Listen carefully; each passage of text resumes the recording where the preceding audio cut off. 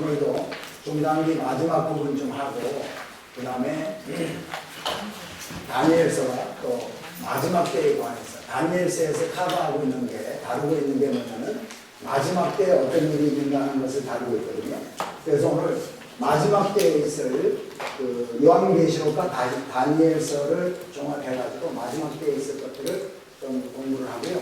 그 다음에 이제 리프레시먼트 하고 나서 후에는 복음서로 신학으로 이제 들어가겠습니다. 그래서 여기 좀 불편하시면 의자 이렇게 조금씩 돌리셔도 되는데 괜찮겠어요? 괜찮아요? 오케이. 자, 그러면은요, 저번 시간에 빠지신 분들이 좀 많으셨어요. 그래서 우리 그 암기하는 거, 세 가지 암기하는 거 있죠? 먼저 2000 BC부터 해서 주요 인물들을 한번 리마인드 합니다. 생각해 보도록 합니다. 2000 BC, 크게 하셔야지. 2000 BC, 1500 BC, 1000 BC, 500 BC, 제로? 지금 여러 번 했는데 좀 잘하셔야 됩니다. 다시 한번 2000 BC, 1500 BC, 1000 BC, 500 BC, 제로. 예수님. 그 다음에 첫 번째 400년, 종살이 400년, 두 번째 400년, 세 번째 왕정시대 400년, 마지막 침묵시대, 암흑시대 400년, 침묵시대 400년. 그 다음에 세계에서부터 우리 한번 쭉 한번 기억해 줍니다. 주요 도시들, 이 족장의 길을 중심으로 해가지고 먼저 세계에서부터 내려갑니다. 세계,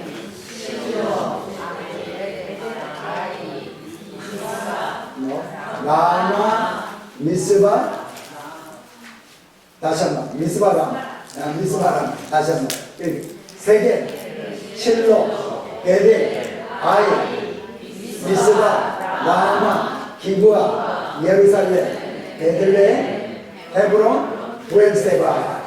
다시 한번 합니다. 세계,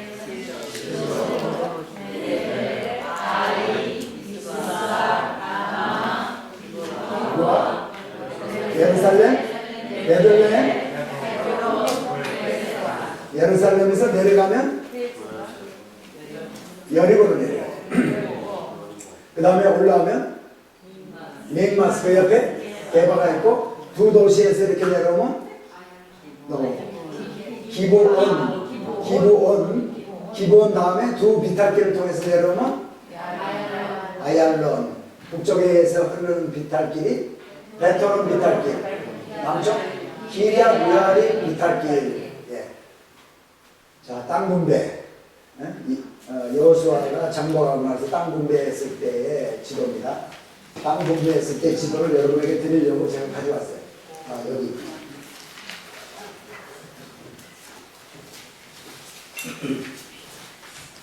한 장씩.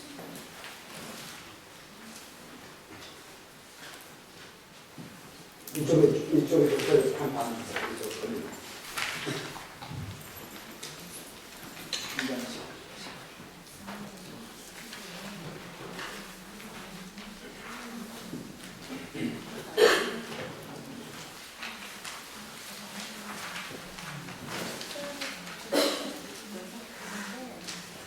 나중에 지금 받으시는 지도에다가 여기 프리즘 성서 지도에다가 끼워놓으시면 되겠어요.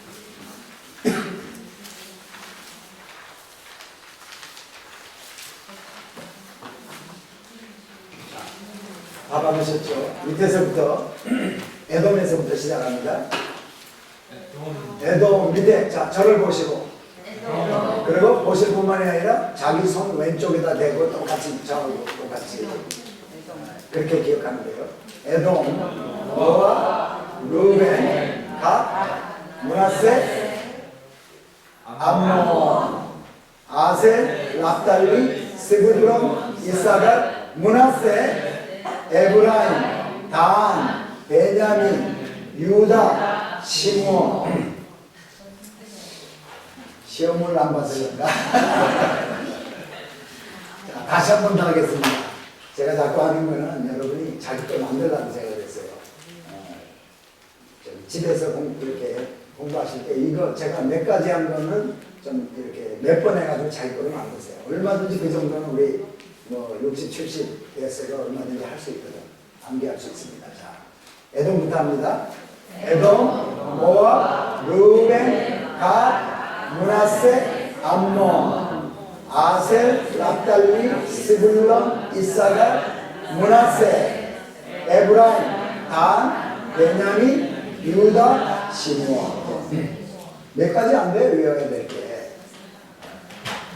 자, 오늘은 신구약 중간기 저번에 했던 마지막 부분입니다.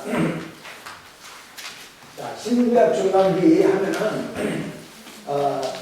구약이 끝나고 신약 주님 오실 때 사이에 그 기간 동안을 신구약 중간기라고 해요.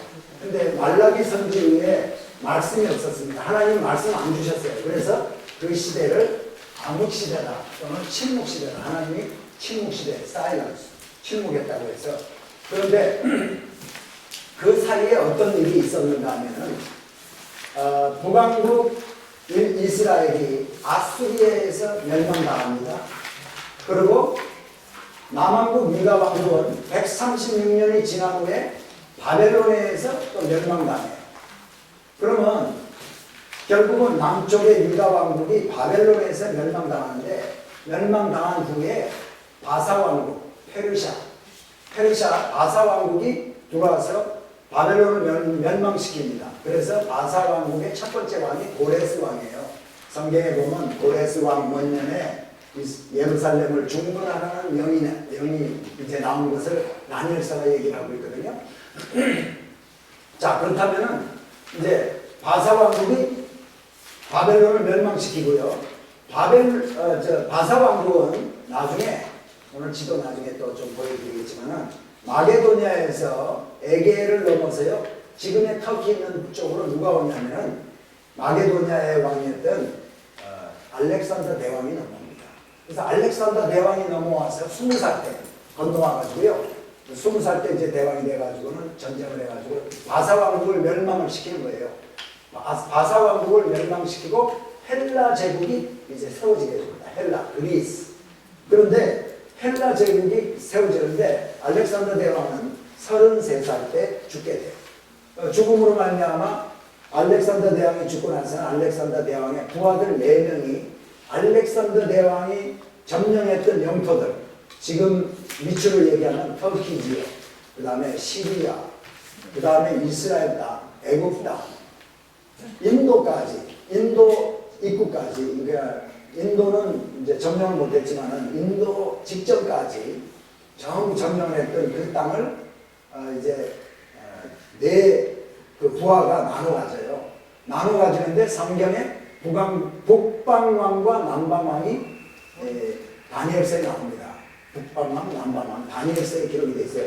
그 왕조가 뭐냐면 북방왕은 셀루커스 왕조, 그 다음에 남방왕은 애굽을 중심으로 한 톨레미 또는 프톨레미, 다 우리 학교 다닐 때, 고등학교 때 다 배운 거예요. 그래서 프톨레미 왕조와 셀루커스 왕조가 이렇게 세워지게 돼요. 자, 그런데 거기까지만 이제 일단은 바사 왕국. 그래서 바사 왕국에는 유명한 왕이 고레스 왕이 있었고, 아하수에로 왕은 에스더서가 기록될 때 있었던 그 왕이, 그 아하수에로 왕 때에 에스더와 하만과 모르드게와 이 이야기들이 이제 기록이 되어 있고요. 그 다음에 아닥사스다 왕 때는 느헤미야를 이제 술 맡은 관원장이었던 느헤미야 돌아가라 그래가지고 했던 그 왕이 아닥사스 왕이에요. 그 다음에 이제 헬라 알렉산더 대왕과 그 계승자들 해가지고 조금 전에 말씀드렸던 톨레미와 셀루커스 왕조. 그 다음에 셀루커스 왕조 때예요. 이제 지금은 지난번에 했던 거 제가 리피트를 조금 하고 있는 거예요. 근데 지난번에 안 오셨던 분들은 그 유튜브에 들어서 꼭 보세요. 그래서 보면은 셀루커스 왕조의 안디오커스 4세라는 사람이 있어요. 이 사람은 포악한 아주 왕이었고, 그 다음에 이스라엘 백성들에게 아주 압정을 했던 사람이야. 이스라엘에 들어와가지고는요, 이스라엘에 들어와서는 성전에다가 돼지 머리로 제사를 지내고 제우스 신전으로 만들고 할례를 금지하고 안식일을 지키지 못하게 했고 절기를 지키지 못하게 했고요. 이런 것 할례도 못하게 하고 안식일, 절기 전부 못하게 하고 하나님 못 믿게 했어요. 그러고는 이제 그런 국정을 했단 말이죠. 그리고 이스라엘 성전에 있던 그 기물들을 가져가다 팔아가지고는 다 로마에 이제 자기가 빚 갚을 거 갚고 막 이런 일들을 했던 그 사람이 셀루커스 왕조의 안디오코스 4세라는 사람이 있어요. 이 사람은 다니엘서와 요한계시록에 의해서 적그리스도의 모형으로 등장합니다. 모형하죠. 모형하면은 그림자야. 모형하면요. 예수 그리스도의 모형할 때 성경에 여러 사람이 있어요. 이삭과 같은 사람을 구약의 예수 그리스도의 모형이라고 우리가 얘기를 하거든요. 그 다음에 요셉도 예수 그리스도의 모형이다. 또는 보아스, 룰세 남편에 있던 보아스도 예수 그리스도의 모형이다. 성막, 예수 그리스도의 모형이다. 얘기를 하잖아요. 그런데 이 적그리스도의 모형으로 등장하는 사람이 바로 이 안디오코스 4세라는 사람이야. 왜? 상당히 그 이스라엘 백성들을 이렇게 포악하게 하고 꼭 적그리스도가 나타나서 할 일들을 그 사람이 미리 다 그렇게 이스라엘 백성들에게 했기 때문에 그렇게 얘기를 합니다. 그런데 그 폭정에 이기지 못하고 반란을 일으켜요. 누가 반란을 일으키냐면 제사장 가문이었던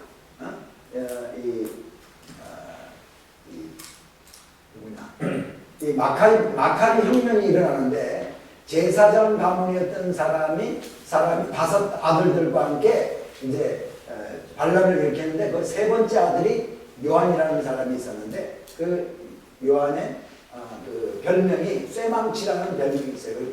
그래서 그 사람의 이름을 따서 마카리 쇠망치라는 말이 마카리거든요. 마카리가 쇠망치라는 의미가 있거든요. 그래서 마카리 혁명이다. 혁명이 일어나서 히브리 사람들이 독립이 됩니다. 그래서 독립이 돼서 한 100년 정도, 약 100년 정도 독립이 되는데 그래서 세워지는 왕조가 하스모니안 왕조. 이 하스모니안 왕조 때 여기 보이는 이두메 총독, 이두메란 저 지도를 조금 보여드리겠네.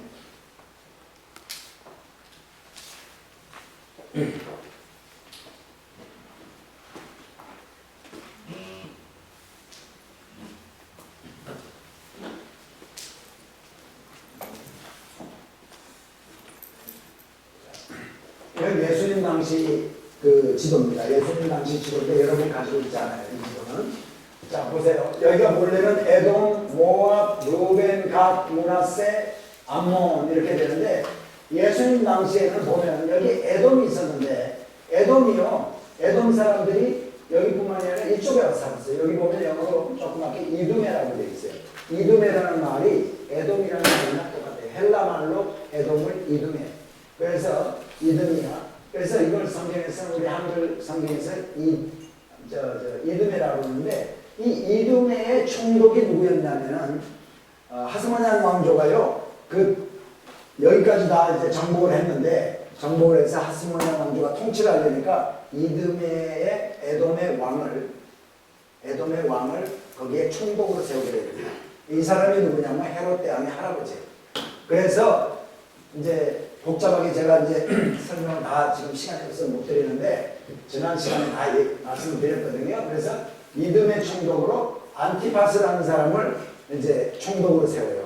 그래서 등장하게 된 게 결국은 헤롯 대왕이 등장합니다. 이 사이에 안티파스로부터 헤롯 대왕까지의 이야기가요. 복잡한 이야기가 좀 있어요.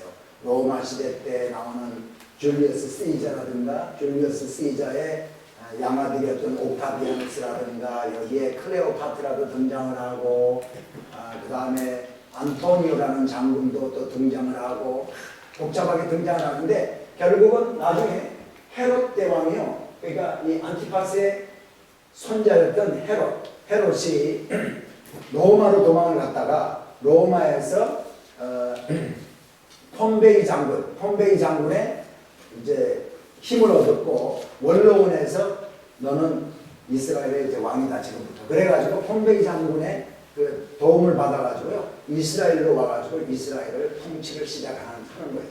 그래서 헤롯 대왕이 에돔 사람임에도 불구하고 이스라엘 백성들을 다스리게 됩니다. 그래서 앞으로 이제 신약을 하게 되면 나오겠지만 이 헤롯 대왕은 이스라엘 사람이 아니기 때문에 이스라엘 사람들이요, 유대 사람들이 존경을 안 하는 거예요. 그래서 존경을 받기 위해서 자기 아내를 뭐를 맞이하냐면 하스모니안 왕조의 공주를 억지로 결혼해가지고 반쪽짜리 귀족이 되는 거야. 자기 아내가 이제 하스모니안 왕조의 공주였기 때문에 그렇게 하고, 또 이스라엘 백성들의 그 덕망을 얻기 위해서, 존경심을 받기 위해서요, 이스라엘 사람들이 원하는 성전을 지어줍니다. 그래서 헤롯 성전이 지어지게 됩니다. 뭐 헤롯 대왕이 무슨 믿음이 있어가지고 헤롯 성전을 지은 게 아니라 이스라엘 사람들로부터 마음을 얻기 위해서요, 헤롯 성전을 짓게 됩니다. 자,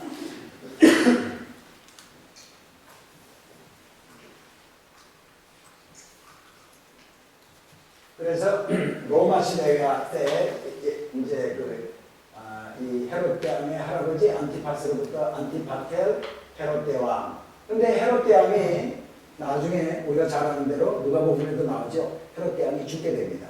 통치하다가 예수님 태어나서, 예수님 아주 어릴 때, 예수님 태어나고 나서 사내 아이들 다 죽이라 그러니까 마리아와 요셉이 예수님 어린 갓난아기 예수님을 데리고 애굽으로 이제 피난을 가잖아요. 그러고 나서 죽게 돼요. 헤롯 대왕. 죽고 나서 헤롯 대왕이 통치하던 그 지역을 자기 아들 3명에게 이제 통치하도록 해요.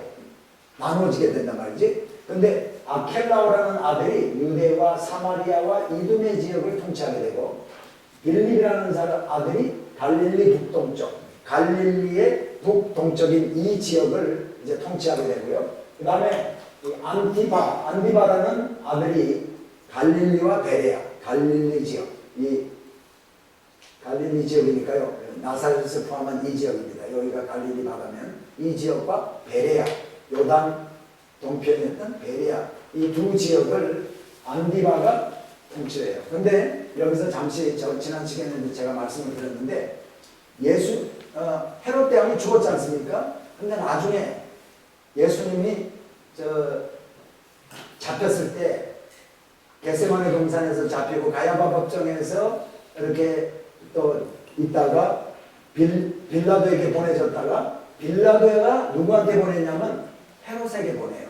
그 헤롯이 누구냐?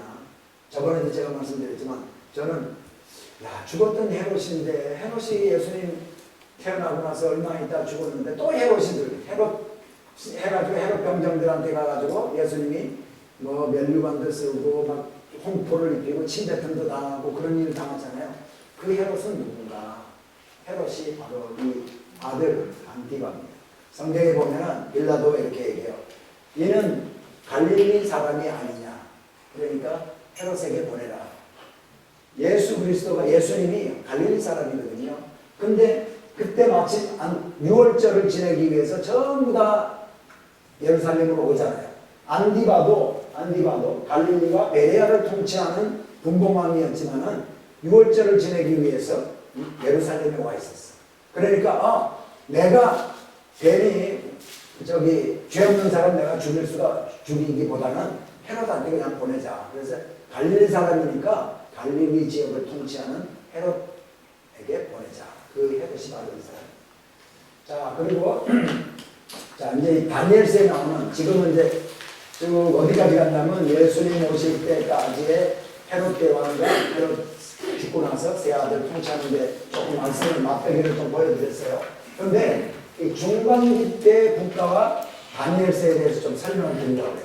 다니엘서를 우리가 일일이 1장부터 이렇게 볼 수는 없지만 다니엘서에 나오는, 그러니까 다니엘은요, 우리가 그냥 대충 공부할 때 어떻게 공부했어요? 예수님 오시기 500년 전이라고 했죠. 그죠? 근데 조금 500년보다 조금은 사실 더 정확하게는 더 전이에요. 그런데 다니엘서에 보면은 꿈 이야기가 나옵니다. 꿈 이야기. 2장에 느부갓네살이 꾼 꿈을 해석을 해주는 이야기가 나오죠. 그래서 머리는 정근이요, 가슴과 팔은 은이요, 배와 넓적 달리는 옷이요, 종아리와 발에 얼마는 철이요, 또 흙이다, 진흙이었다, 그런 이야기가 나오잖아요. 그 다음에 10장에 보면 다니엘이 꿈을 꿉니다.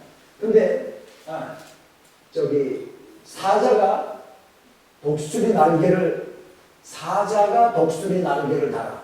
그 얘기가 나오고 또 곰이 새 갈빗대를 입에 물고 등장하는 꿈이 있어요. 그 다음에 표범이 버드, 새의 날개 넷을 달고 나옵니다. 그 다음에 짐승이 10뿔이 있다가 그 10뿔이 사그라지고 거기서 작은 뿔, 현저한 뿔이 하나 또 이렇게 나오는 것을 꿈을 꾸잖아요. 그 다음에 8장에 또 꿈이 있는데 거기에는 수양이 두 뿔이 있는데 한 뿔이 다른 한 뿔보다 더 긴 뿔이 달린 수양 얘기가 나오고요. 수염소 얘기가 나옵니다. 수염소는 현저한 뿔 하나가 있었는데 이게 사그라지고 뿔 4개가 나오는 수염소. 이것들이 뭐냐? 다니엘이 다니엘과 느부갓네살이 꾼 이런 꿈들이요 뭐냐면은 앞으로 이 몇백 년 후에 있을 이야기들, 역사적인 이야기들을 미리 보여준 거예요. 미리. 그래서 아까 지금 조금 전에 시작하면서 제가 말씀드렸던 이 바벨론이라든가 바사라든가 헬라라든가 로마라든가 이 이야기가 다니엘이 꿈 이야기에 벌써 나와요. 그래서 그 설명이 나오거든요. 그런데 그대로 역사는 다니엘과 느부갓네살이 다니엘서에 나오는 꿈 이야기가 몇백 년 후에 그대로 역사적으로 다 이루어져. 너무나 기가 막히게 똑같으니까요. 사람들이 뭐라 그러냐? 다니엘서는 이런 일들이 다 있은 후에 누가 다른 사람이 기록하고 그걸 믿게 하기 위해서 다니엘이 썼다라고 얘기를 하는 사람들이 있어요. 이게 누가 얘기를 하느냐? 자유신학자들이 그렇게 얘기합니다. 성경은 하나님의 말씀이 아니고 사람들이 쓴 거니까 분별해서 읽어야 된다. 여기 안에는 믿을 만한 것도 있고 믿지 못할 것도 많다. 이렇게 얘기하는 사람들의 논리가 바로 그거예요. 근데 이 다니엘서는 다니엘이 쓴 거예요. 몇백 년 전에 벌써 하나님이 다 알게 해주셔서 그 얘기를 해준 거예요. 근데 왜 이런 다니엘이 다니엘서를 쓰게 됐냐면은 지금 이스라엘 백성들은 지금 피난을 갔습니다. 포로로 잡혀가 있어요. 잡혀서 이방 나라 와 있어. 근데 이스라엘 백성들은 선택받은 하나님의 백성이잖아요. 자기네들 선민이라고 늘 그렇게 생각하고 했는데 난데없이 남의 나라 와가지고 종살이하고 뭐 피난 와가지고 이러고 있으니까 얼마나 낙담했겠습니까?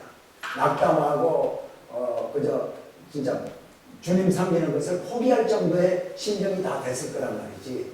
그런데 하나님은 하나님의 능력은 하나님의 파워풀한 통치의 능력은 하나님의 주권은 이스라엘이라는 땅에서만 역사하는 것이 아니라 이 남의 나라에서도 그대로 역사한다는 걸 보여줌으로 말미암아 거기 포로로 와 있던 이스라엘 백성들에게 소망을 주고 꿈을 주고 우리는 회복된다.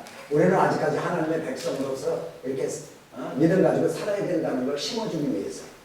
그래서 있는 그대로 다니엘이 쓴 것이 그 포로로 와 있던 이스라엘 백성들, 바벨론에 포로로 와 있던 사람들에게 그런 이렇게 믿음을 주고 포기하지 아니하는 힘을 줬다는 거죠. 그런데 그대로 이루어지는 것이 보면은 몇 가지만 그냥 제가 간단히 설명드릴게요. 여기에 수염소와 현저한 뿔은 뭐냐? 이 서쪽에서 지도를 보면은 그 지금 바벨론이라든가 바벨론 왕국 또 바사 왕국의 서편 쪽에 마게도니아가 있어요. 서쪽에. 그러니까 지도를 이렇게 보면 여기가 북쪽이라면 여기에 터키가 이렇게 있고 이쪽 마게도니아거든요. 서쪽에서 이 수염소가 나타나는 거예요. 그런데 수염소가 현저한 뿔이 누구냐? 알렉산더 대왕을 얘기하는 거예요. 알렉산더 대왕이 현저한 뿔이야. 서쪽에서 수염소가 이렇게 나타나서 그 다음에 현저한 뿔이 사그라져서 없어지고 네 뿔이 나타나. 아까 제가 말씀드렸죠. 알렉산더 대왕이 죽고 나서 두 아들 4명이 통치하게 된다. 그거를 의미하고 있고요. 여기 이런 거, 이것도 마찬가지예요. 표범의 새 날. 표범이 얼마나 빠릅니까? 표범이 무척 빨라. 근데 날개 4개를 달았어. 새 날개 4개를 달았으니까요. 표범이 엄청나게 빠른 속도로 다니고 날개짓을 하면서 다니면서 아주 빠른 속도로 터키, 시리아, 애국 이거 다 정복 전쟁을 헬라가 하게 되거든요. 알렉산더 대왕이. 그것을 얘기하는 거예요. 그 다음에 곰이 새 갈빗대를 입에 물고 나타나는 거예요. 이거는 바사 왕국인데, 바사 왕국이 그 당시에 시리아라든가 시리아와 애국과 또 바벨론이라는 나라를 이제 점령을 하거든요. 그것을 의미하는 거예요. 꿈이 벌써. 그 다음에 짐승과 열불, 이 짐승이 열불은 아주 그 10명의 그 로마 시대 때 10명의 악한 왕들이 나오는데 그런 것들을 다 담고 있어요. 그래서 꿈 해석이 여기 성경에서 다니엘서에서 얘기하고 있는 것이 그거는 무슨 나라고 무슨 나라고 설명을 다 해주고 있어요. 근데 그대로 역사는 그대로 이루어지고 있어요. 왜 그대로 이루어지느냐? 하나님은 역사를 주관하시는 분이기 때문에요. 얼마든지 이루어질 것들을 주님 하나님은 다 우리가 알려줄 수가 있는 거죠. 자, 그걸 보시고 그래서 이제 다니엘서가 주어진 것은 하나님의 주권은 거기서뿐만이 아니라 여기서. 그래서요 느부갓네살 왕이 짐승이 되는 것도 나오잖아. 하나님이 짐승으로 만들고 그 다음에 또 다시 왕으로 회복시키는 것도 나오죠. 또 보면은 이 다니엘이 궁에서 주는 음식을 안 먹고도 다른 사람 아이들보다도 사드락과 메삭과 아벤느고가 다른 사람들보다도 더 준수한 그런 것을 사자굴에도 던져졌는데도 불구하고 죽지 아니하고 풀무불에도 던져졌는데도 불구하고 원한을 타지 아니하고 이게 뭐냐? 하나님이 다 하셨다는 겁니다. 그리고 다니엘서에서 얘기하고 있는 것이 뭐냐? 70년 만에 예레미야서를 보니까 예레미야서에서 70년 만에 이스라엘 백성들을 포로로 가서 회복시켜 주신다는 것을 하나님이 예레미야에게 알게 해주셔서 예레미야가 예레미야서에 보면 70년 만에 회복시켜 주실 것을 예언을 했어요. 다니엘은 그것을 예레미야 사책으로 인하여 사책을 어떻게 보게 됐어요. 아, 하나님이 이렇게 70년 만에 회복시켜 주시는구나. 이걸 알고 다니엘은 하나님 앞에 이제 70년 다 됐으니까 회복시켜 달라고 기도를 하는 거예요. 그런 것을 이제 보면서 지금 다니엘서에 또 나오는 29장 24절부터 27절까지에 어떤 것이 나오냐면요. 나중에 있을 7년 환란에 관한 이야기가 나옵니다. 7년 환란. 그거 제가 잠시 설명을 드릴게요. 다른 데서 이제 이 설명을 좀 듣기가 좀 그렇게 쉬운 일이 아니거든요. 우리 상관님들은. 그래서 좀 설명을 드리는데 여기 보면 예루살렘을 중건하라는 명이 날 때부터 기름을 부은 자 곧 왕이 일어나기까지 예루살렘을 중건하라는 명이 날 때부터 예루살렘을 중건하라 다시 세우라 하는 것은 누가 했냐면요. 고레스 왕 원년에 바사 왕 고레스 왕 원년에 했어요. 그때부터 기름을 부은 자 기름 부음 받은 자는 바로 그리스도입니다. 그러니까 곧 일어나기까지가 71회를 얘기했다. 71회 2회라는 말은 7이라는 말이에요. 그러니까 70 곱하기 7 해가지고 70 곱하기 7 하는 하나님이 예비를 했다는 거예요. 예루살렘을 중건하는 영이 날 때부터 기름을 부은 자 곧 왕이 일어나기까지. 그래서 458 BC에 요 연도는요. 지금 여기서 이런 데서 보여주는 연도는 역사 학자들마다 몇 년씩 조금씩의 차이가 있어요. 그러니까 그러나 제가 이제 458년에 고레스 왕 원년 예루살렘을 중건하는 영을 내리는 거거든요. 그래서 그걸로부터 따지면 7일에 7일에 49년이 있고 그 다음에 누가 여기 한번 읽어보는 게 좋겠다. 먼저 한번 읽고 하시죠. 4년에 일단 다니엘서 9장 그러니까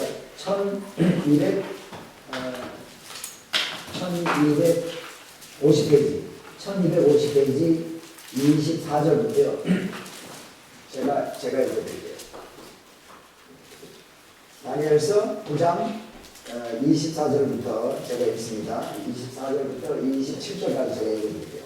잘 보시면서 이제 천천히 좀 생각을 하시면서 읽으세요. 내 백성과 지금 너 백성과 너의 백성과 하면은 다니엘의 백성을 얘기하는 거예요. 내 백성과 내 거룩한 상을 위하여 70일에로 기한을 정하였나니 70일에 70 곱하기 7 490년을 이제 기한을 정했다. 뭐를 위해? 너의 백성, 그러니까 이스라엘 백성들과 내 거룩한 성, 예루살렘 성을 위해서 70일을 정했다. 허물이 마치면 죄가 끝나며 죄악이 영속되며 영원한 의가 드러나며 이상과 예언이 응하면 또 지극히 거룩한 자가 기름 부음을 받으리라. 그러니까 70일가 지나고 나면 이 영원한 의가 드러나. 그 영원한 의가 드러나는 예수 그리스도가 영원한 예수 그리스도가 드러나고 또 지극히 거룩한 자가 기름을 부음받는다. 똑같은 얘기죠. 지극히 거룩한 자가 누굴까요? 예수님이 기름 부음을 받으리라. 그러므로 너는 깨달아 알지니라. 예루살렘을 중건하라는 영이 날 때부터 기름 부음을 받은 자 곧 왕이 일어나기까지 7일에와 7일에 플러스 62일에가 지나가. 7 플러스 62하면 69일이죠. 그래야 그래. 7 플러스 62일에 69일에 69 곱하기 7. 그러니까 7일에와 62일에가 지날 것이요. 요거가 지나게 되면은 뭐가 있느냐? 거룩한 자가 기름 부음 받고 하는 게 지금 얘기가 나오고 있어요. 그래서 이게 예수님이 이때 AD 26년경에 침례를 받으셨어요. 그래서 한 3년 반 정도 더 공생의 사역, 침례 받으신 후에 3년 반 정도 공생의 사역 하시다가 십자가에 달리시잖아. 그래서 십자가 달리신 해가 AD 30년 정도다 우리가 알고 있거든요. 그래서 그렇다면 몇 일회가 남았어요? 70일에서 62 빼니까 한 일회가 남았어. 한 일회. 네? 한 일회가 남았는데 이제 보세요. 그 다음에 62일의 후에 7일에와 62일의 후에 기름 부음 받은 자가 끊어져 없어질 것이며, 네? 기름 부음 받은 자가 없어질 것이며, 그러니까 예수 그리스도가 없어진다는 거예요. 이제 죽는 것을 의미하는 거죠. 장차 한 왕의 백성이 와서, 누군가 알지 못하는 한 왕의 백성이 와서 그 성읍과 성소를 회파하려니와 그의 종말은 홍수의 엄몰됨 같을 것이며 또 끝까지 전쟁이 있으니 황폐할 것이 작정되느니라. 27절 그가 장차 많은 사람으로 더불어 이쪽에 와서 앉으시면 이쪽으로 들으시면 여기 앉으세요. 이쪽으로 앉으세요. 그가 장차 많은 사람으로 더불어 한 일해 동안 언약을 굳게 정하고 여기요 27절에 나오는 이 사람 그가 누구냐? 적그리스도를 얘기합니다. 적그리스도 거기다가 적그리스도를 이렇게 쓰세요. 그가 장차 많은 사람으로 더불어 한 일해 동안 이 7년 동안에 언약을 굳게 정하겠고 그가 그 일의 절반의 제사와 예물을 금지할 것이고 또 잠포하여 미운 물건이 날개를 의지하여 설 것이며 또 이미 정한 종말까지 진노가 황폐케 하는 자에 의해서 쏟아지리라 하였느니라. 요 27절에 있는 요 말이 요 기간 한 일해 동안에 있을 이 일이요 7년 8년 동안에 있을 것을 요 한 절로 얘기를 한 거예요. 그렇다면은 여기에서 바로 이 7년 62일 다음에 요 7이 여기 와야 되겠는데 여기 오지 않는다는 거예요. 왜 여기가 안 오냐? 너와 내 백성과 내 거룩한 성을 위하여 70일을 예비했다. 77, 49, 490년. 네? 그러니까 이스라엘 백성과 이스라엘의 그 성을 위해서 예비한 것이 490년인데 요 예수님이 신례를 받고 난 후에 때는 내 백성과 내 거룩한 성을 위한 기간 동안에 안 들어가는 이방인의 때예요. 이방인의 때. 지금 우리는 이방인의 때에 살고 있어요. 이방인을 구원하고 이방인들을 예수 믿게 해서 구원받게 하는 이 때에 우리가 있거든요. 이 기간이 있고 이 기간 후에 이 기간 안에 어떤 것이 있냐? 지극히 거룩한 자가 없어질 것이네. 지극히 거룩한 자가 없어질 것이고 이런 일들이 있고 성전이 파괴되고 이런 일들이 있고요. 그 다음에 한 일해 동안에 요 7년 이때가 무슨 일이 일어나느냐? 그가 장차 많은 사람으로 더불어 한 이래 동안의 언약을 굳게 정하겠고 어떤 나라의 한 백성만이 한 백성이 와가지고 약속을 굳게 정해. 아주 잘 살고 잘 먹고 잘 살게 해줄 것 같이 미혹하고 막 이렇게 한 후에 그리고 일의 절반 이때 가가지고 절반쯤 가가지고요 처음에는 약속을 굳게 정하고 이러다가 요 중간쯤 가가지고는요 돌변한다는 거예요. 돌변해가지고 뭐냐 일의 절반의 제사와 예물을 금지하고 예수 못 믿는다 재물 뭐 교회 가서 예배 못 드리고 뭐 이런 거 제사와 예물을 금지할 것이며 또 잠포하여 미운 물건이 날개를 의지하여 성전에요. 성전에 거기다가 우상 세워놓고 이거 섬겨야 돼. 그러고 막 이런다는 거예요. 그리고 미운 물건이 날개를 의지하여 설 것이며 이미 정한 종말까지 진노가 한패케 하는 자에게 쏟아지리라 했네. 자, 이 지금 7년 동안에 있는 일들이요. 아까 제가 안디오코스 4세가 적그리스도의 모형이라고 제가 말씀드렸죠.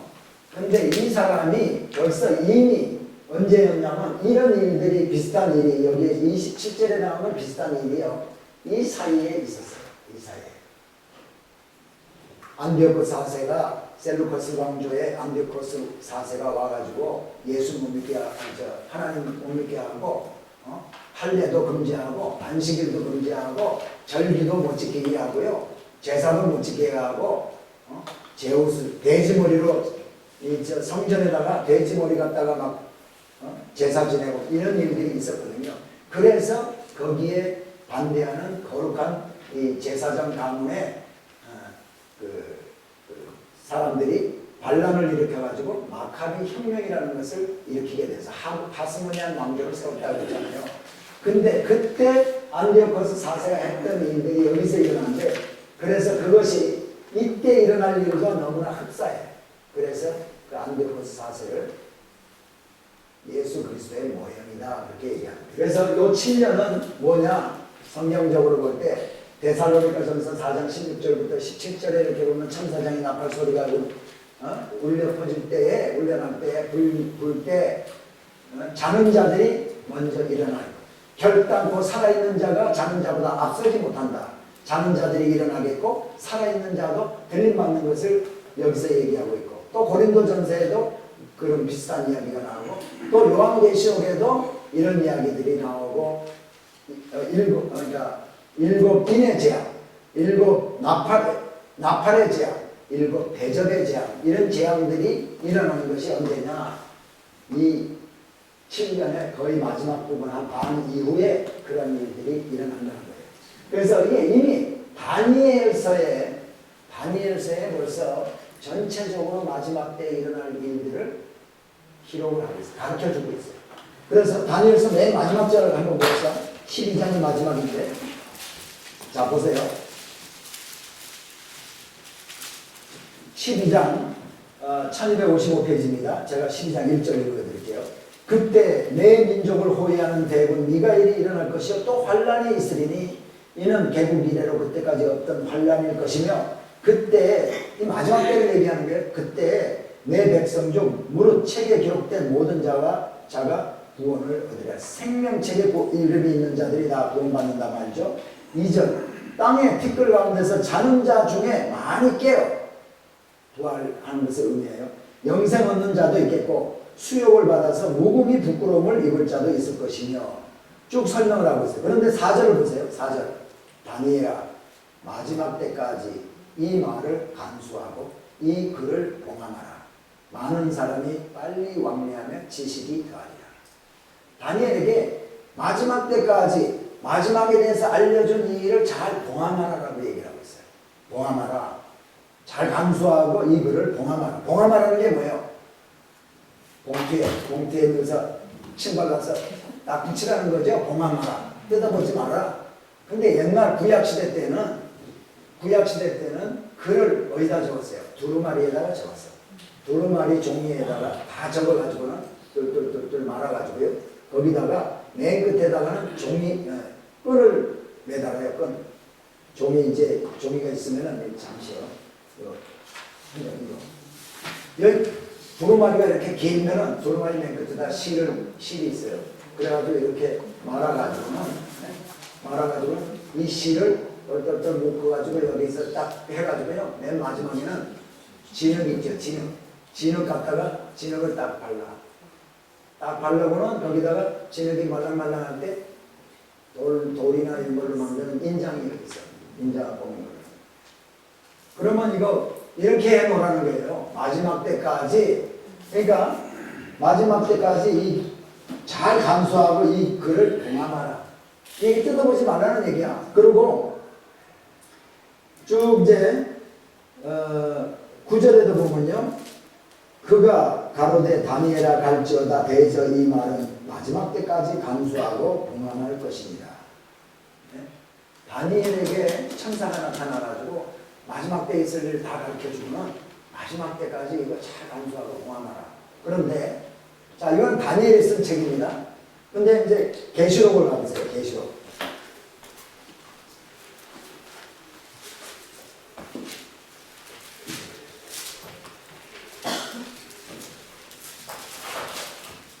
계시록 1장.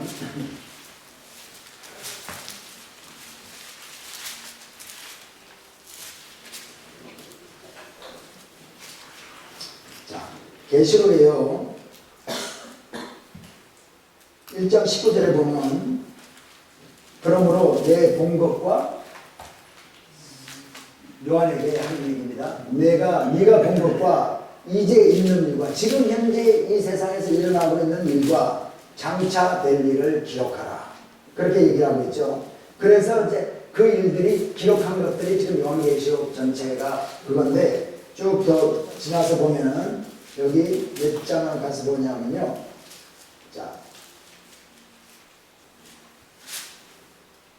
자, 5장 한번 보세요.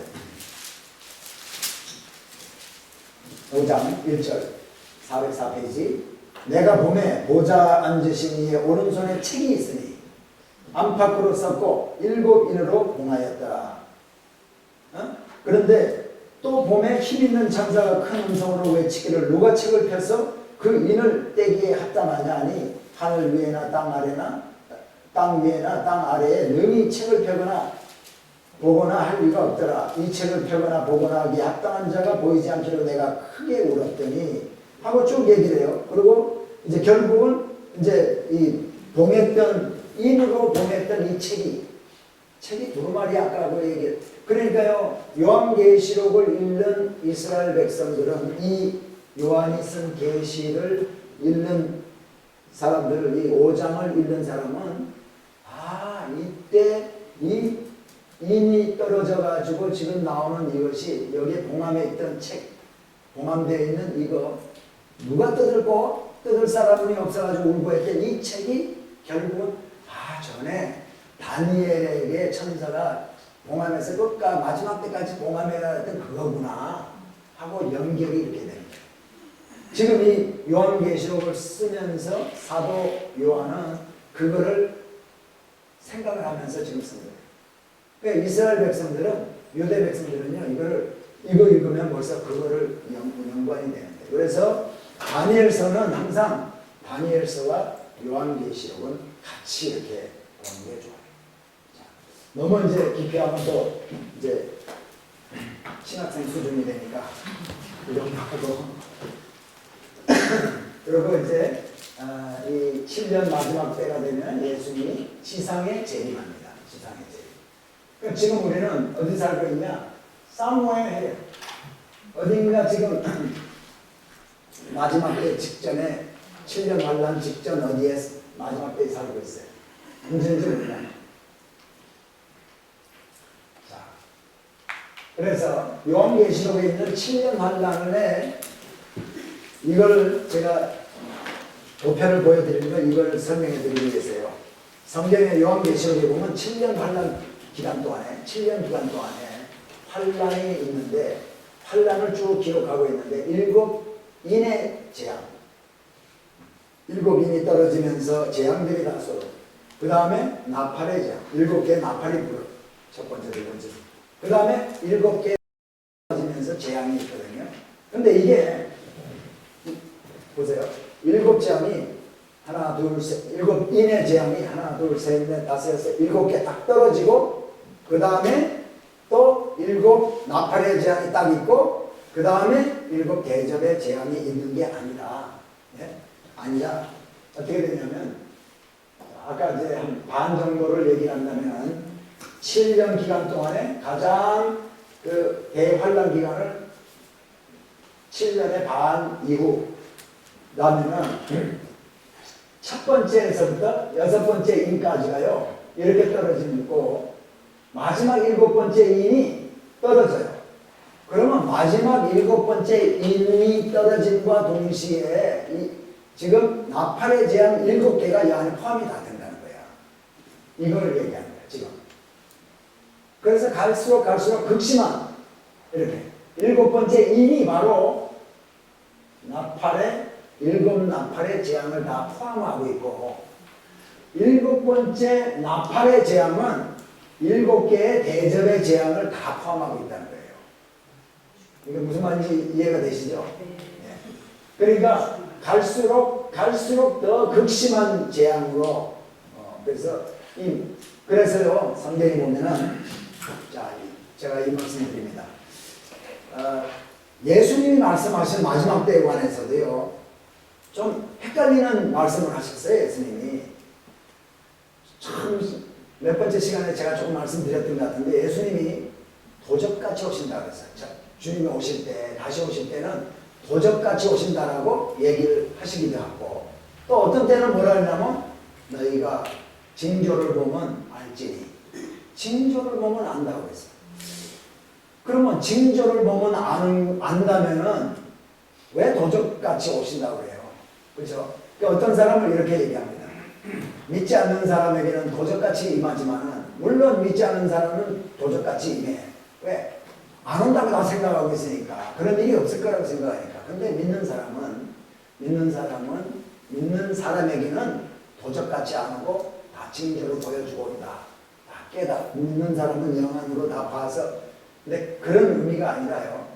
믿는 사람은 항상 주님이 오실 것을 예비하고 또 기다리는 심정으로 살기 때문에 언제 도적같이 오신다 할지라도 그것이 도적같이 임해지는 게 아니라는 의미예요.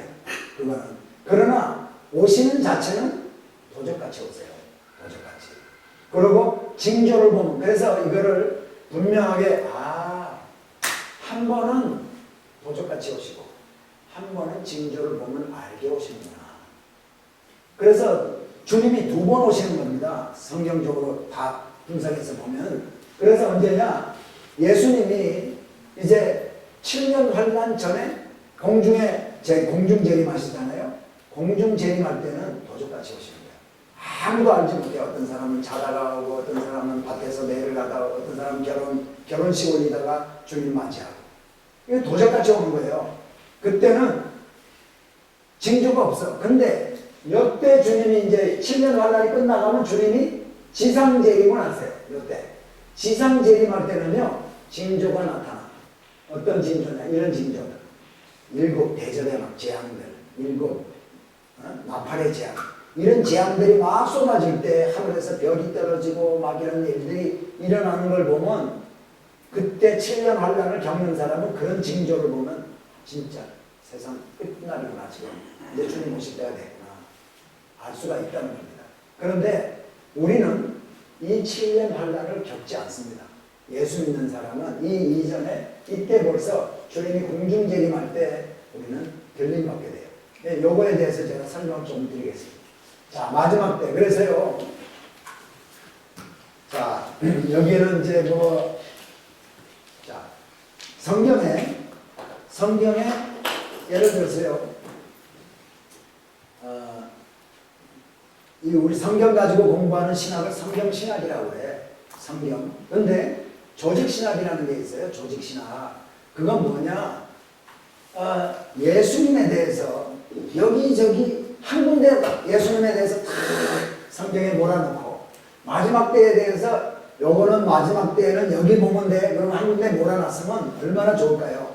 근데 마지막 때에 관해서도 이사야서 할 것 없이 구약 신약 할 것 없이 여기저기 마지막 때에 대해서 말씀 막 주시고 예수님에 대해서도 뭐 복음서에도 예수님에 대해서 나와 있고 뭐 로마서 이런 데 다 나와 있고 성령에 대해서도 그렇고 뭐 구원에 대해서도 그렇고 그러니까요 여기저기 막 흩어져 있는 거를 예수님에 대해서만 여기저기 있는 걸 다 뽑아가지고 종합적으로 연구해 놓은 게 뭐냐? 기독론이에요. 예수님에 대해서 기독론. 마지막 때에 대해서 다 뽑아놔가지고 종합적으로 정리한 게 종말론이에요.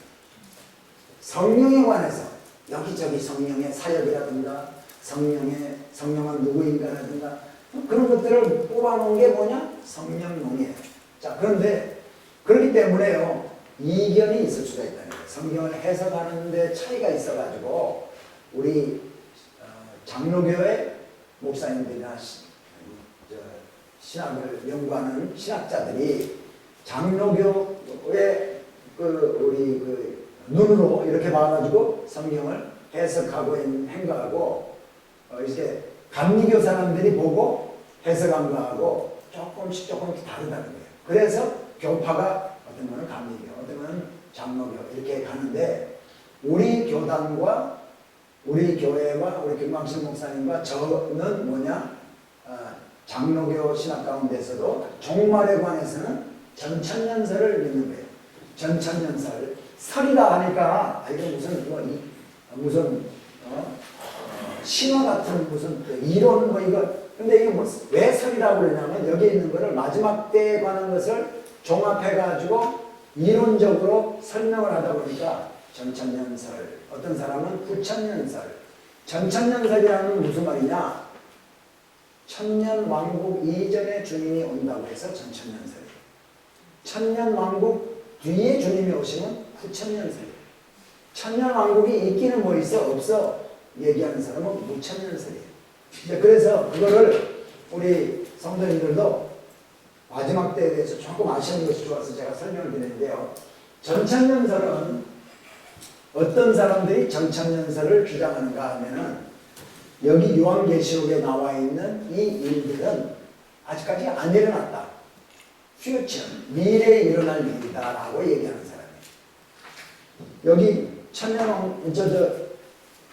요한계시록에 있는 이 일들이 아직까지 일어나지 않았다. 이 땅에 앞으로 일어날 일이다. 그래서 이걸 futuristic view다 이렇게 얘기하거든요. 그런데 이런 사람들은 뭐냐? 성경이 하늘에서 별이 떨어진다 그러면요 별이 떨어지는 것으로 믿는 거예요. 이거를 문자적으로 해석한다 이렇게 얘기해요.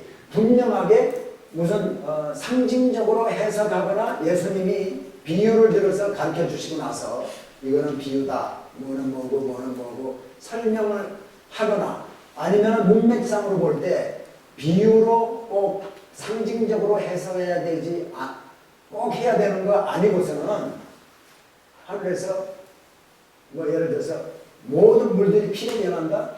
피로 변하는 걸로 믿는 거예요. 문자적으로 그대로. 그래서 이런 각도로 본 사람들이 이렇게 해석을 하는 거예요. 그래서 우리 교단도 그렇고 우리 교회도 그렇고 대부분의 많은 사람 이게 주 해석하는 사람들이 많은 사람들이 이렇게 해석합니다. 그래서 이 데살로니가 전서 13절에서 18절에 보면은 우리가 그것도 한번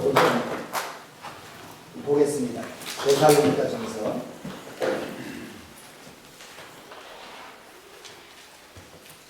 자, 이 데살로니가 전서는요, 사도 바울이 2차 전도회 때 이제 이번에 몇 분 후에는 사도행전을 하면서 데살로니가 전서라든가 사도 바울 서신도 다 공부할 텐데 데살로니가 전서는 사도 바울이 1차, 2차, 3차 전도여행인데 2차 전도여행 때 고린도에서 데살로니가 사람들에게 쓴 편지예요. 그런데 왜 썼냐면은 데살로니가에 가서 사도 바울이 말씀을 증거하고 복음을 전하고 고린도에 왔어요. 고린도에 왔는데 거기서 사람들이 데살로니가 사람들이 이제 핍박 가운데서도 예수를 잘 믿고 그러는데 너무나 말씀을 잘 그냥 사도 바울의 말씀을 잘 그대로 받아들여 가지고는 야 아직까지 주님 안 오셨는데 우리 형제가 죽었어. 우리 아버지가 죽었어. 이거 어떻게 하지? 주님 오시기도 전에 죽었으니까. 그리고 막 통곡을 하고 막 울고 막 이런단 말이죠. 그래서 너네 그렇게 믿지 않는 사람처럼 그렇게 슬퍼하고 그럴 일만이 아니다. 바로 잡아두기 위해서 한 편지인데 이게 4장 13절부터 한번 읽어봅니다. 제가 형제들아 자는 자들에 관하여는 너희가 알지 못하면 우리가 원치 아니하노니. 알지 못하면 원치 않는다는 얘기는 뭐예요? 알기 원한다는 얘기죠. 내가 자는 자들에 대해서 너희가 좀 알기를 원한다는 거예요. 여기서 자는 자가 뭐냐? 지금 자는 자는 죽은 자들을 의미하는 거예요. 왜? 나중에 깨어날 거기 때문에, 부활할 거기 때문에 죽었지만은 나중에 부활하기 때문에 자는 자다, 자고 있다라고 표현한 겁니다. 그러나 죽은 자를 말하는 거예요.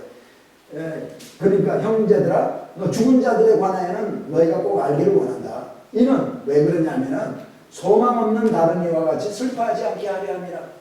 소망 없는 사람들, 예수 그리스도 믿는 사람 말고 소망 없는 사람들 있죠. 미래 소망 안 가지고 사는 사람들처럼 이제는 못 볼 것 같이 통곡하고 울고 그냥 이렇게 하지 않기를 원한다는 거예요. 우리가 예수에 죽었다가 다시 사심을 믿을진데 예수님 다시 죽었다가 사셨잖아. 그런데 이와 같이 예수 안에서 자는 자들도 하나님이 저와 함께 데리러 오시리라. 하나님이 저들을 예수 안에서 죽은 자, 성령 받고 죽은 자들을 데리러 오신다는 거예요. 언제? 이게 바로 15절에 나옵니다. 우리가 주의 말씀으로 너희에게 이것을 말하노니 주 강림하실 때까지, 주가 오실 때까지 우리 살아남아 있는 자도 결단코 앞서지 못하리라. 살아있는 사람이 결단코 주님 앞에 가는데 더 죽은 자들보다 더 빨리 가지 못한다. 그러면서 16절 주께서 호령과 천사장의 소리와 하나님의 나팔로, 천사장이 막 나팔 불 때 친히 하늘로 쫓아 강림하시리니, 하늘에서 오신다는 거예요. 강림하시리니 그리스도 안에서 죽은 자들이 먼저 일어나고 그리스도 안에서 죽은 자들이 부활하는 거예요. 그리고 그 후에 우리 살아남은 자도 저희와 함께 구름 속으로 끌어올려 공중에서 주를 영접하게 하시리니 그리하여 우리가 항상 주와 함께 있으리라. 주와 함께 그대로 있어요. 이 말씀을 이렇게 데살로니가 전 교인들에게 사도바울이 썼잖아요. 저는 또 우리 교단 장로교 사람들은 이 전천년설 믿는 사람 그대로 믿는 거예요. 어떤 사람들은 이거 뭐 하늘에 공중에 와가지고 막 들림 받고 살아있다가 뭐 몸 떠서 그게 있을 수나 있어? 이거는 못 믿어. 이거 자유신학자들이 하는 얘기들이에요. 그럼 우리는 그냥 믿는 거예요. 왜? 이거는 1.1도 변개치 않으시는 하나님의 말씀이기 때문에. 그래서 이것을 믿는데 그 얘기가 바로 이거를 얘기하고 있다는 얘기예요. 공중에 재림할 때 죽은 자들이, 자는 자들이 들림받고 그 다음에 살아있는 자들이, 이거를 한문으로 얘기해서 휴거라고 하는 거예요. 랩처. 네. 그래서 주님과 혼인잔치래요. 계시록에 나오는 혼인잔치가 있어요. 어린 양과 혼인잔치하는 게 바로 이때인데, 혼인잔치라는 말은 뭐냐? 제가 이제 저도 들림을 받게 될 텐데 주님 오시면 공중되지 마시면 여러분 가가지고 주님하고 한 번씩 주님이 신랑이고 우리는 신부가 돼서 명사버스로 딴딴딴 하고 한 사람씩 다 이거 한다는 게 아니라, 혼인잔치라는 건 이스라엘 백성들이 가장 행복하고 가장 즐거울 때를 혼인잔치 때를 얘기하거든요. 일주일 동안 하고. 근데 그때를 의미하는 거예요. 가장 행복한 시기. 그래서 혼인잔치로 비유를 하고 있는 거예요, 이거는. 그래서 그 다음에 이 땅에는 뭐냐? 그러면 여기 예수 믿는 사람 있어요, 없어요? 이 안에, 우리 안에 성령이 있는, 내가 그리스도 안에, 그리스도가 내 안에 있는 사람들은요, 다 부활하고 다 휴거 다 당합니다. 그럼 이 땅에는 예수 안 믿는 사람들만 있어. 안 믿는 사람들. 교회는 왔다 갔다 발바닥 신자로 다녔지만은 그 안에 성령이 없으면 이때 참여 못하는 거예요. 여기 남아있는 거예요. 그때 제가 없어지면은 제가 없어지면, 그런데 여러분이 혹시 여기에 남아있다면 내가 여기 속했구나 그렇게 생각하시고 이때라도 믿어야 된다는 거예요. 이때. 근데 이때 적그리스도가 나중에 매매를 하고 뭐 이런 거를 못하게, 나를 섬기지 않으면, 예수 안 믿겠다고 하고 나 섬기겠다. 적그리스도인 내가 적그리스도라면 나를 섬기는 나에게 복종하고 나에게 경배하려면 그래야 매매도 하고 장사도 하고 다 할 수 있게 해준단 말이죠. 예? 그래서 주는 게 용육육이에요. 어떤 방식으로 용육육을 주는지 모르지만 짐승의 수를 준다고 했어요. 그러니까 그때 안 받아야 돼. 그때 남아있는 사람들이. 그러면 지금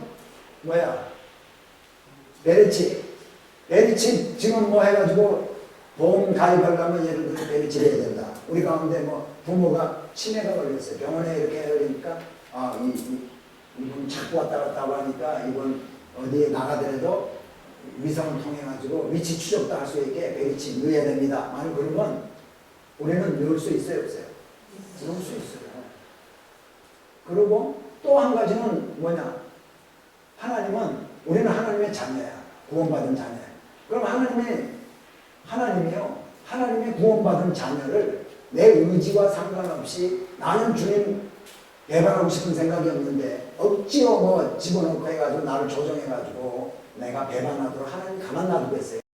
하나님이 사탄보다 적그리스도보다 약하다면 그거 있을 수 있지만 하나님은요 greatest being 아주 제일 위대하시고 제일 지극히 높으신 분이 지극히 파워풀하신 분이 하나님 한 분이거든요. 그럼 하나님 한 분은 예수 그리스도 보혈로 우리는 구원받았는데 그럼 내가 예수 그리스도 보혈이 무익해지잖아. 아무 영향을 못 끼치잖아요. 그런 일을 절대로 있을 수 없다고 생각합니다.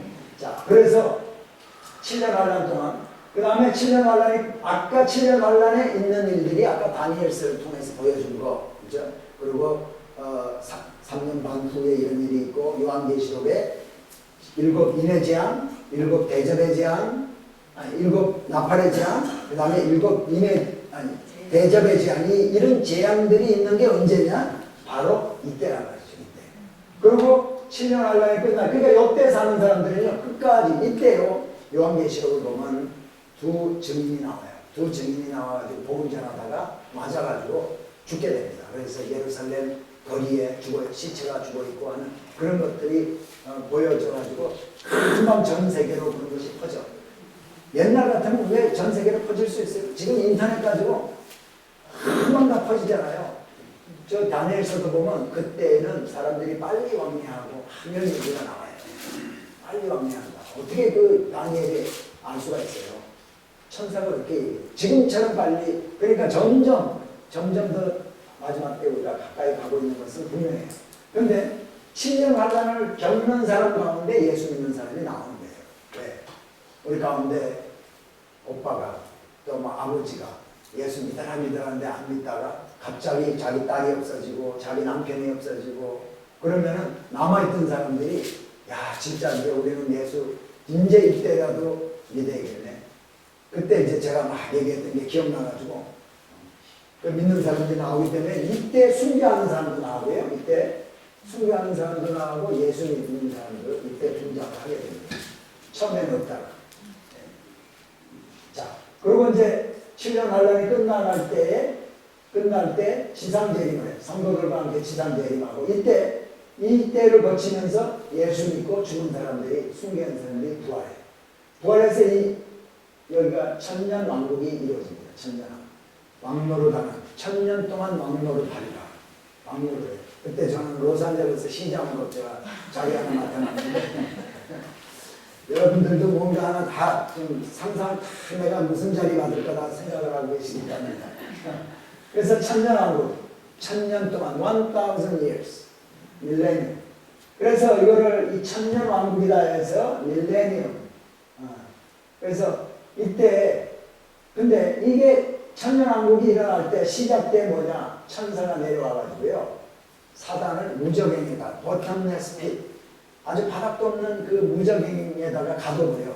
그러니까 사단이 없으니까 여기에 천년왕국 시대에 악이 있어요 없어요? 악이 없어.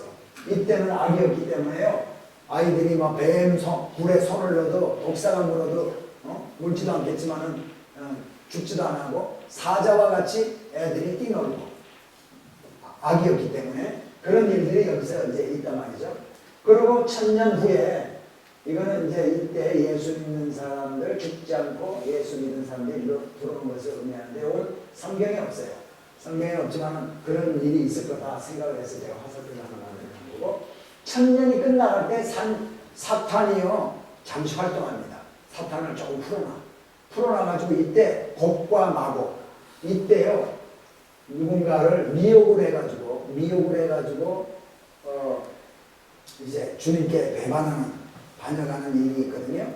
근데 여기에 이 부활하고 휴거당하고 해가지고 주님과 함께 내려왔던 사람들 같으면 이게 미혹당하겠어요? 미혹 안 나요. 근데 아마 이때 여기에서 7년 환란을 겪으면서 예수 믿었던 사람들이 천년왕국을 그냥 들어오게 되는데, 아마 그 사람들의 자녀가 잘 모르는 가운데, 지금 우리 한국 애들이, 젊은 애들이 이북의 공산 정권이 어떤지를 잘 몰라가지고 자꾸 북한 동조하고 막 이러는 것처럼 이때 얘들 가운데 미혹당하는 사람이 있어서 곡과 마곡이 일어나지 않는가, 그냥 추측입니다. 성경에는 그걸 분명히 얘기를 하고 있잖아요. anyway, 이때 누군가를 해서 사탄이 활동을 잠시 하고요. 그 다음에 천년왕국이 끝날 때 백보자 심판대 이게 펼쳐지는데, 이때 불신자들이 전부 부활해. 이때부터 세상 전에부터 예수 안 믿고 죽은 사람들 있죠. 예수 안 믿고 죽은 전부 그런 사람들이 부활해요. 그러니까 부활은 예수 믿는 사람만 부활하는 게 아니라 예수 믿지 않는 사람, 그 안에 성령이 없이 죽은 사람들도 부활한다는 거예요. 그래서 부활해서 이 사람들은 그 안에 성령이 없고 하나님의 자녀가 아니기 때문에, 생명록에 이름이 없기 때문에 이들은 어디로 가요? 영원한 불못에 빠진다. 그러니까 불못에 갈 때는 영이 가는 거예요? 육신과 영이 함께 가는 거예요? 육신을 입고 가는 거예요, 불신자들이. 그래서 불로 소금 치듯하리라. 불로 소금. 그러니까 아주 고통을 이제 계속해서 영원토록 죽지도 아니하고 고통을 받아요. 근데 불신자도 부활을 하는데, 자, 여기서 예수 믿는 사람들도 주님 오시기 전에 죽으면은 우리가 육신의 죽음 경험해요, 안 해요? 우리 다 경험합니다. 근데 주님이 살아있을 때 우리 주님을 맞이하면, 이 주님을 이때 맞이하면 우리는 경험 안 해. 그러나 일단은 우리도 육신의 죽음을 맞이해. 이걸 첫째 사망이라고 해. 불신자나 예수 믿는 사람이나 첫째 사망은 다 경험해요. 근데 요한계시록에 보니까 둘째 사망에 참여하지 아니하는 자는 복이 있나니, 우리는 둘째 사망 참여해야 해요. 우리는 안 해요. 둘째 사망이 뭐냐? 죽었다가 부활했다가 여기 가는 거. 이거를 둘째 사망이라고 해요. 두 번째 사망. 이 사람들은 두 번째 사망을 경험하는데, 우리는 이걸 경험하지 아니하고 우리는요 새하늘 새 땅에. 그래서 영원토록 주님과 함께 산다. 이것이 바로 주님 천년왕국 전에 주님이 오신다. 그래서 이거를 전천년설이라, 프리밀레니엄. 성경에는 전천년설이라는 말이 없어.